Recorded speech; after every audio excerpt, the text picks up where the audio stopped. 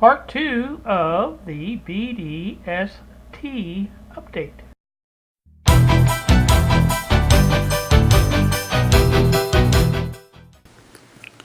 Alright, we're back once more on a Sunday afternoon at 2:20 in the afternoon. This is what we have on the signal tracer, and you notice I have moved the pot from here to here. There's a good reason for that. I'm just holding it together, but if I let go of it, you see it stays captive. What could that be a reason for? Alright, let me get this off and I'll show you what I'm talking about. And we'll take that off, and boom. There was my idea for the potentiometer. I think you can see down in here, it is soldered directly to the places for the wires that normally would solder there, and they are wires, but they're stiff wires. Actually, they're leads that I have cut off of other things. But that was the deal I was trying to get across to Bob, and I think I made my point. Basically, it is mounted at 25 millimeters above the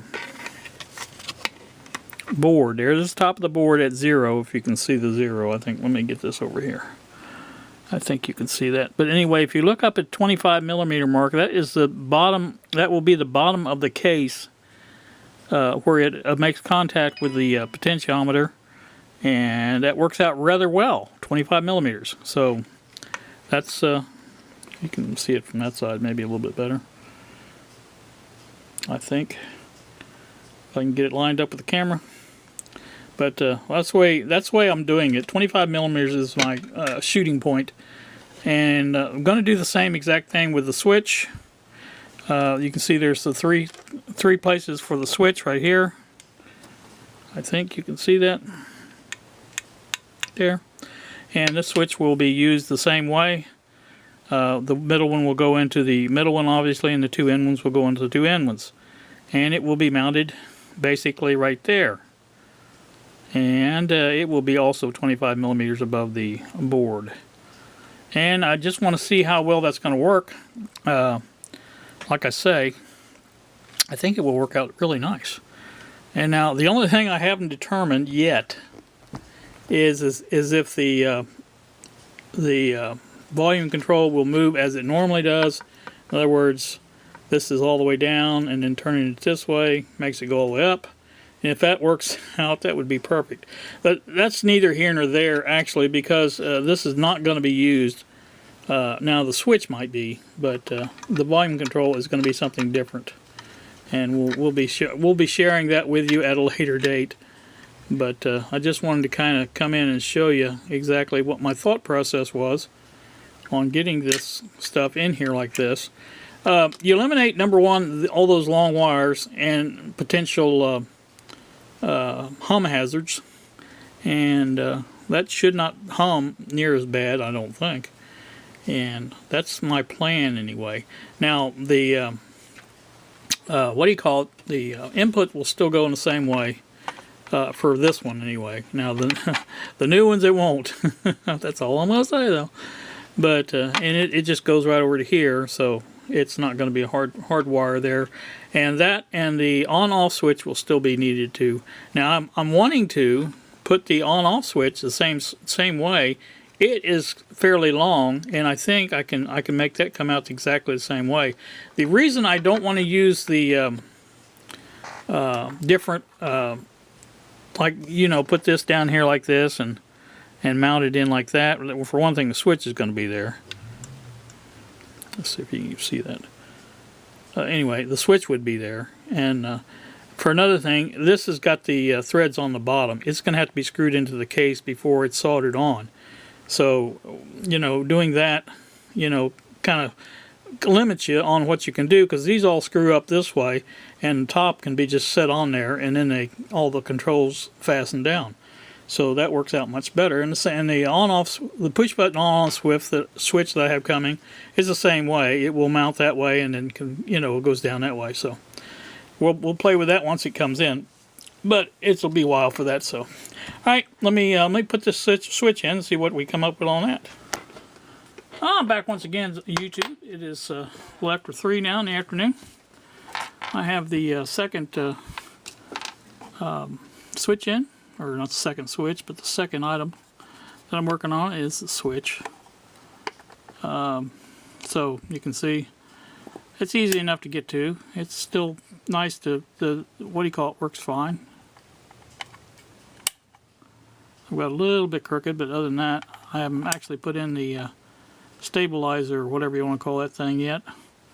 And once I do, I'll put it around here and put it going the other way. So, but anyway, that's look at that, and that works fine.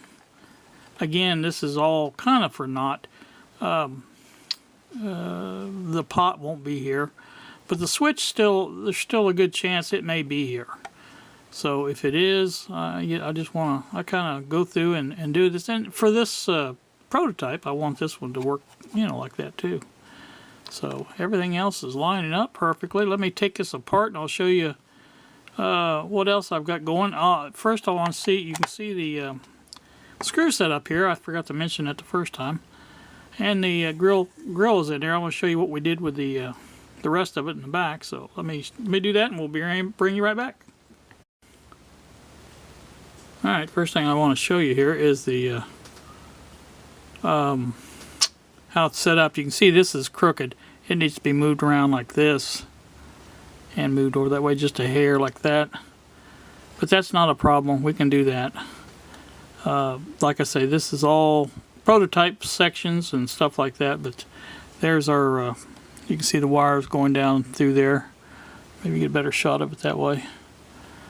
Now that still leaves plenty of room to get in our B&C connection from here, which will be wire running over to here. It'll be a twisted pair running over to there, and like I said, that's what she looks like. Like I say, it's a little bit, like I say, it just needs to be moved around a little bit. But other than that, it's pretty good.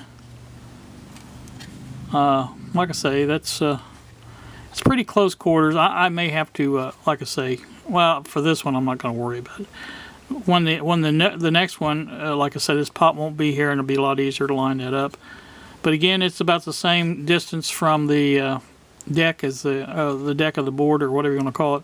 Top of the board, and that should work out just fine. So happy with that, very happy.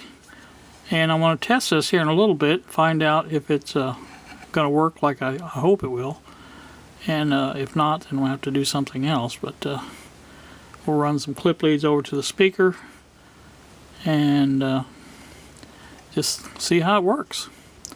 All right. Let me show you the inside of the speaker too. This is what we came up with on this. This is just these are M2 threaded screws. I don't know what the thread pitch is on them like that, but it doesn't matter as long as you have the right nuts for them, and that's what I ordered. A flat washer, and there's 3 of them, and that thing is in there stable as I don't know what, but it is in there perfectly. Well, as near perfect as I can get it. You know how that is. But there's our, like I say, got the grill cloth in there, and that will be supplied. The screws will be supplied. The case will be drilled for this. Now these are the small speakers. I don't know if I pointed that out. But we're also going to do the same thing with the larger 57mm speakers. Those will have holes as well. Drilled in them, and they'll be up a little bit higher, I think, than those, but well, that's going to be pretty close to being the max on those. We may have to just move that down a little bit, that whole speaker, so that's not a problem either. So all right, that's going to do me on that. Let me get back and put this thing together a little bit better and see if I can get it a test of it and see if it works. Stay tuned. All right, back again.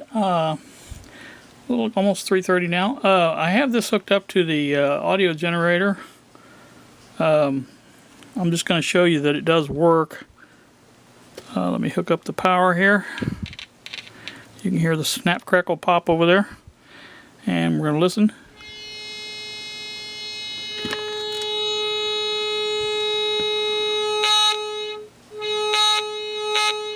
I've got the input output of the signal generator up a little high, but I just want to make sure it was working. You can see that does work there. Now this is hooked to the high side of the volume control, and that is right, by the way. That is goes up like that, so it is correct, the orientation. So I'm going to try moving it over to the positive lead of the what do you call it, and see what we get there.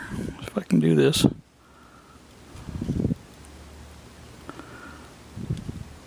See, I'm not getting anything there at all. So that means that transistor either is backwards or it doesn't work on the MPF, MFP, whatever it is, 102. So I don't get anything there, but I do here. So,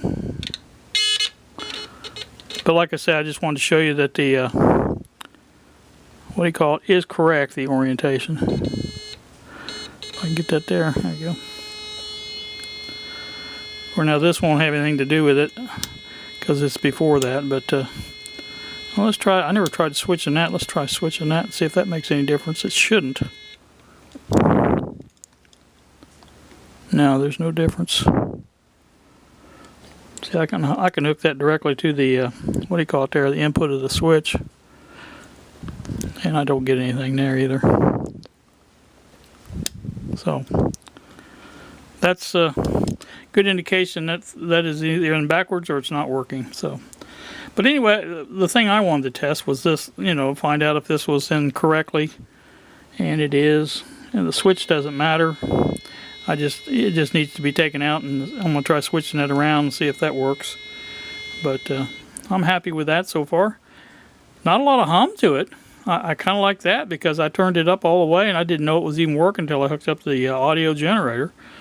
So that works pretty darn good. Turn this over, you can hear it a little bit better, I think. Real nice. I'm happy with that. Plenty happy. So that means the audio generator, the LM380, is working. It's just the transistor is what's bad. Let me switch that around, see if that makes a difference, and if it does, then I'll be happy, and at least I'll have a working one. So I can finish up doing the rest of the stuff that I've been doing, and we'll go from there. I'm back once again. It's going on 4 o'clock now. YouTube, I have the transistor turned around backwards just to see what it will do. Let me hook up the power.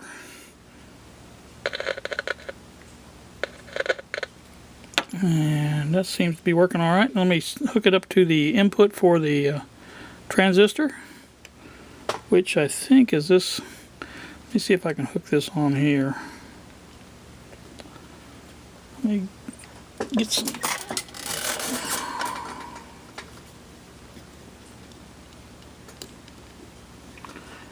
Alright, there, that's hooked up now.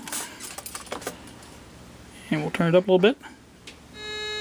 Oh yeah, should be working fine now.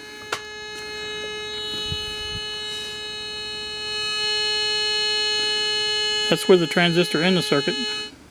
And again, the I don't know what difference this makes, but we'll try it and see.